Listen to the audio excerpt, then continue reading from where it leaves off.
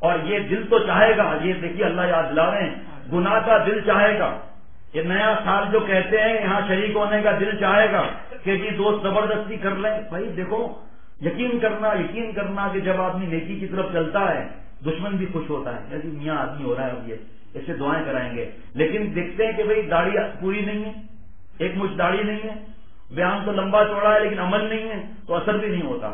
لیکن جب ایک طرف کا انسان ہو جاتا ہے، بہت سے لوگ ایک مچھ داڑھی نہیں رکھتے، چھوٹی داڑھی رکھتے ہیں. کیوں کہ مسٹر کے پاس جب جائیں تو مسٹر بنے رہیں، جب مولوی کے پاس آئے تو مولوی بن جائیں. دونوں طرف ہماری پارٹی چلتی رہے، ایک سائڈ پہ ہو جانا ہے. حضور صلی اللہ تعالیٰ سے فرماتے المرء علی دین خلیلہ فلینظر احدکم من یخالل، ہر شخص اپنے گہرے دوست کے دین پر ہو جائے گا. فرماتے ہیں حضور صلی اللہ علیہ وسلم دیکھو تمہارا گہرا دوست کون ہے. اگر بے نمازی ہے تو بے نمازی ہو جاؤ گے، نافرمان ہے نافرمان ہو جاؤ گے. چاہے شراب نہیں پیتے لیکن دوست اگر شرابی ہے تو ایک دن شراب بھی پینے لگو، کچھ کرنا نہیں پڑے گا، خود بخود اس کے دین پر آ جاؤ گے. جو جتنا غافل ہے، جو جتنا نافرمان ہے، اس کا جو دوست ہوگا ایک دن ویسا ہو جائے گا. ورنہ دل کے اندر کہتا رہے گا کہ بھئی ان کی تو عیاشی ہے، دیکھو یہ گناہ بھی کرتے ہیں ان کو کچھ بھی نہیں ہوتا، یہ جوا کھیلتے ہیں ان کو کچھ بھی نہیں ہوتا.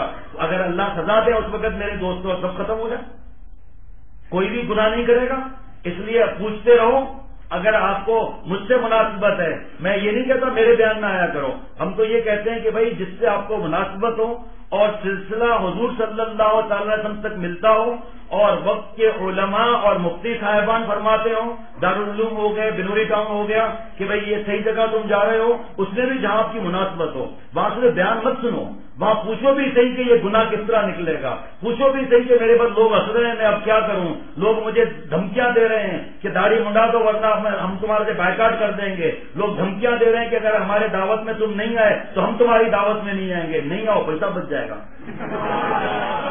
کمال کی بات ہے. اور نہیں آؤ گے تو نہیں آؤ. میں حضور صلی اللہ علیہ وسلم نے ایک صحابی کو دیکھ کر فرمایا کہ ولیمہ ہو گیا کیا؟ کہا جی نبی صلی اللہ علیہ وسلم ولیمہ ہو گیا.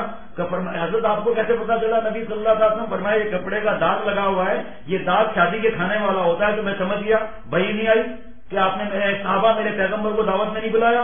حضور صلی اللہ علیہ وسلم ناراض نہیں ہوئے، کسی حدیث بات میں نہیں فرمایا کہ ولیمہ نہیں کرو گے تو گناہ ہو جائے گا. ولیمے میں سب کو کاٹ جا رہا ہے، ایک کو کاٹ دے رہے ہیں. کون ہے یہ؟ کا بھنگیے گا، کیوں کا بھانت مارے گا نا صبح کو، یہ اس کا بھی آنا ضروری ہے.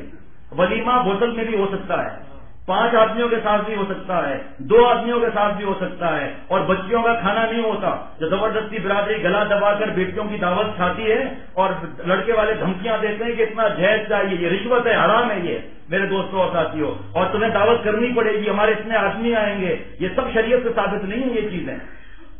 اگر کوئی ایسا نہیں ہوتا کہ نہ آئے میرے دوستوں اور ساتھیوں، اور زیادہ آئیں گے انشاءاللہ تعالیٰ.